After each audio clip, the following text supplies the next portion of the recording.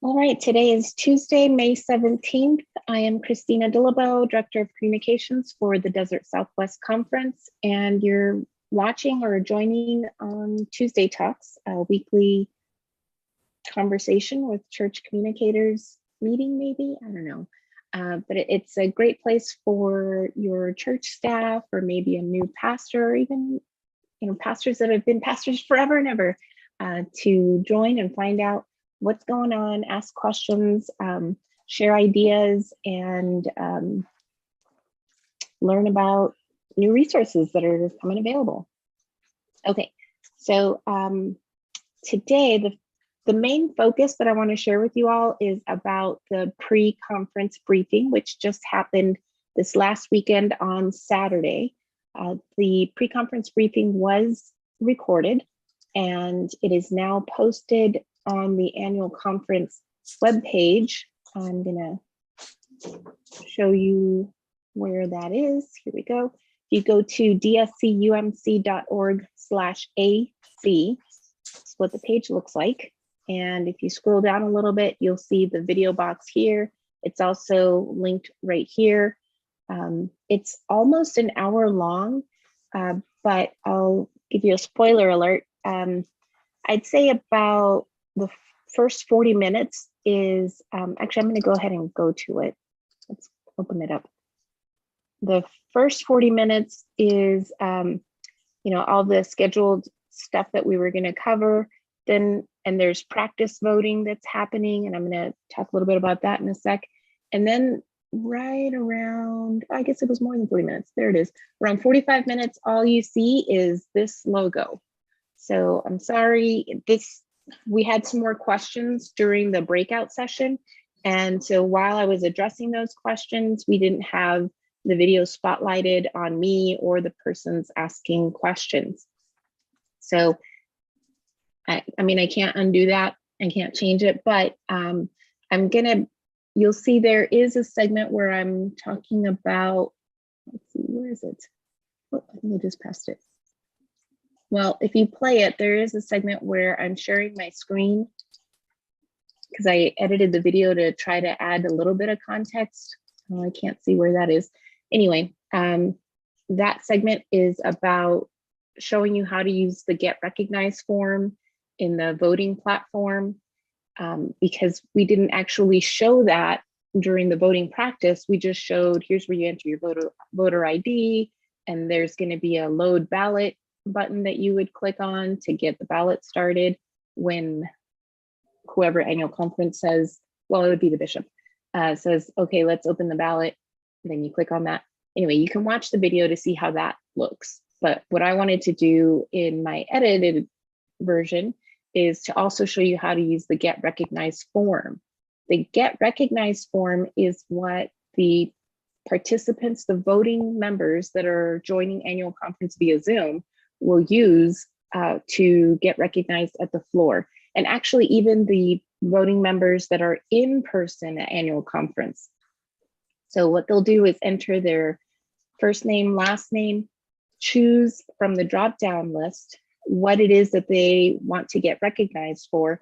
And that just means that they want to have a chance to address the body of the annual conference or to ask the bishop or whoever's presenting a question. And it may be that they just want to call the question, which means they want us to be done. Let's just vote on the item at hand. So they would click on one of these and you'll see some of these say include text below and some of them don't. So if I was going to do a speech for, I select that one and I can just click submit, and that adds my name and the note that I want to make a speech for in a Google spreadsheet that the bishop is going to see at his table. And that's what's going to let him know, okay, who requested to be recognized first, and what is it that they're going to want to do. In some cases, it may be something, I won't go into detail about that, but anyway, this part's just really important because previous years, people thought, well, I wanted to write a speech against or speech for or whatever, and they took a long time typing in, what they wanted to say, and didn't get to submit it in time. So they were frustrated because they didn't get called on. So what I want people to understand from here is if you're going to write a speech for or against, you don't need to type in the text. You can just put your name in and select the item and press submit. If you're going to write something that like an amendment does need to be worded exactly. So that one will take a little bit longer.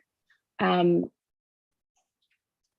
even in person, a person would have to fill out a paper, when we were all meeting in person. It just takes a little bit longer. There's nothing to be able to do there for that. The only thing that they could do maybe would be, if it was a long amendment, would be to choose this one and type in there kind of a brief summary of what their amendment is going to be, and then they can work with the legislation coordinator, Trinity Donovan, on getting the exact language down. So it sounds complicated, but when you're actually doing it, it all, I think it makes sense. It works out well. Anyway, so you would fill out this form and then click submit, and that gets your name in the voting queue. I'm checking to see if we have a practice link available for our Desert Southwest Conference voting members to use so that they can test their devices. And if they weren't at the pre-conference briefing, so they didn't get to practice, I'm hoping that we'll have an option for them to practice before. Sorry, that was my dog. So that they can check to see if their device is going to work or not before annual conference starts, because we will have voting practices during annual conference. Okay. Now I want to show you. Oh, actually, first, are there any questions about that? Okay. Then, let's see here. So pre-conference briefing, I showed you where to get the link. I demoed where to find it on the web page and showed you the section that there's no video, so that it's not a mistake. It's just all I could do. Okay, so we do have, okay, so to clarify one more time, so whether you're participating via Zoom or in person, voting members will need to have some kind of a device, a phone or a laptop, a tablet, to be able to get their voting recorded or to get recognized. If they want their time at the microphone, whether it's via Zoom or in person, that's the way their name is going to be in the queue for the bishop to know, okay, so-and-so, you can come to the mic if they're in person, or okay, so-and-so, you're in Zoom, we're going to switch to turn on your video so that you can address the body and ask your question, call the question, whatever the situation is. So that's super important for you guys to communicate back to your delegates from your church, your clergy and voting members. The other piece that's really, really important is to follow up with them, make sure that they have registered for annual conference. The deadline is May 26th. And that deadline is super important because that's what allows us to have some time to create a unique voting ID for every voting member of annual conference. If we have late registrations, they didn't get to be included in that voting ID creation time. So, I don't know if they'll be able to vote or not. And there's a pretty good number of people that have not registered yet. I think the majority is laity. So please, please, please check in with them, make sure they've registered and that they have a voting device that they're going to bring with them or have ready at annual conference. So the other thing I want to share with you about pre-conference briefing, in that segment where it was the Black background and the annual conference logo, I'm not sure why. Can you guys see me or do you see Betty? See you. Okay, good. Sorry. In my screen, I was seeing like other stuff.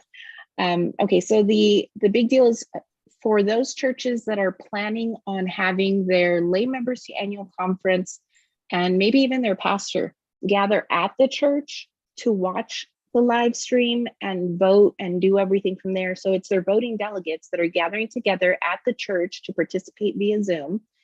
I had a question about that, like, how does that work? Because don't we each have to be recognized separately, but we're all going to be in the same room? How do we make that work? So I go into detail about how that can work. The keynotes that I want you to take out of that is whatever device that you use, maybe it's a big TV or whatever you have in your fellowship hall, maybe for people to watch a video together. The device maybe has access to the internet. That device does not need to be logged into Zoom. The live stream for annual conference will be embedded on the dscumc.org/AC webpage. So observers, your group voters, they can all watch that big screen to see what's happening and to hear what, whatever legislative items are coming up for vote. But then separately, I would recommend that they each have their own voting device to vote. If in your case, maybe you don't have enough devices for each person, technically they could share maybe a laptop or a computer to take turns voting and watch the pre-conference briefing video to see how to change the voter ID. Because if they each use the same one and without changing the voter ID, it's just going to keep registering the same vote. It'll delay voting for everyone, and those individuals won't be recorded. It only counts as one vote. So it's really important to make sure that each person is using their own voter ID. Okay. And so that part's a little bit, we go into how to set that up, but if your church is planning on doing this and that explanation didn't make sense to you, you're going to do something a little bit different, feel free to give me a call or send me an email and I'll talk it all out with you so that we all understand how it can work out. Okay, next item, voting device for each voter. Oh yes, and the other really important thing is if your church is going to do something like that, make sure, and maybe you decide, well, we're just going to log in once and then our individuals are going to use a cell phone for voting. That's fine. You could log in on one big computer, maybe with a big screen or whatever. If you do that, make sure that you rename yourself as the name of the church dash the number of delegates that are all together there, because you may be moved over to breakout rooms for a discussion, and that's going to help us understand that this one login represents 2 or 3 or however many people. Don't count the number of observers that are there. It's the voting members that we need to know how many are at your church. But the observers, I mean, technically they could, I suppose, participate in the conversation. They just don't have a vote. Okay. I think that's it for annual conference and pre-conference briefing that I wanted to mention. Do you guys have any questions about that? Go ahead, Jim. I have a question. Do we know from the registrations yet if the in-person versus the online is any numbers, I guess is what I'm looking for. Is it like 50-50 or? Last I heard, well, so yes, it was looking like 50-50.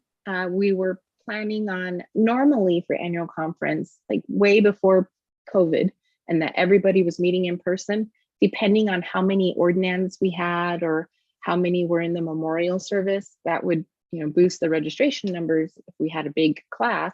But typically it would be somewhere around 500 people that we would anticipate having, 500 to even 750 people.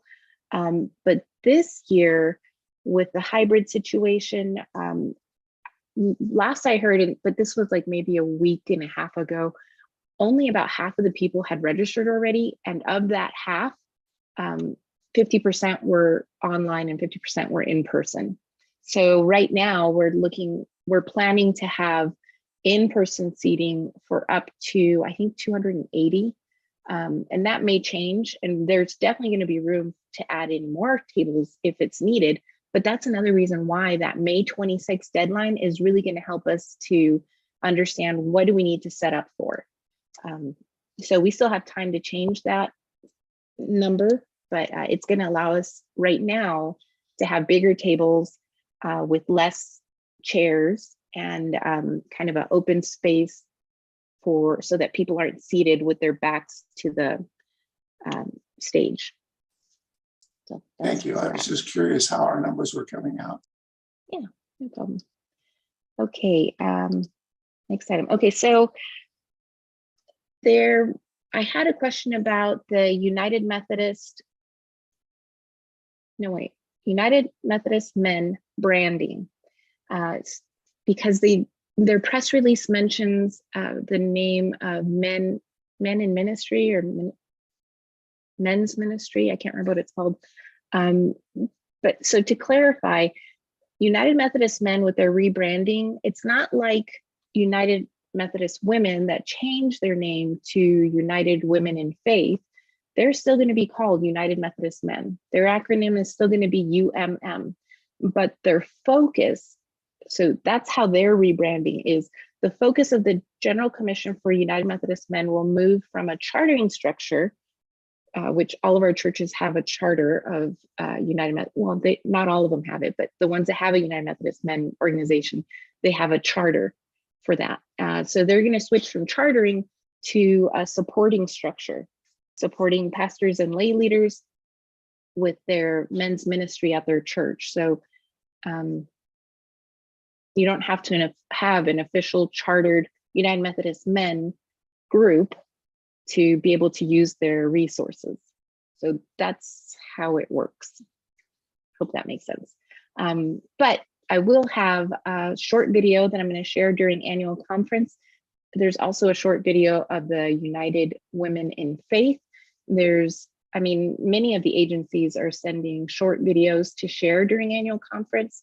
And some of them are also sending me PDFs that are going to be available for local church distribution, including United Methodist Men. They're supposed to send me an advertising handout called United-Men Ministry Mission.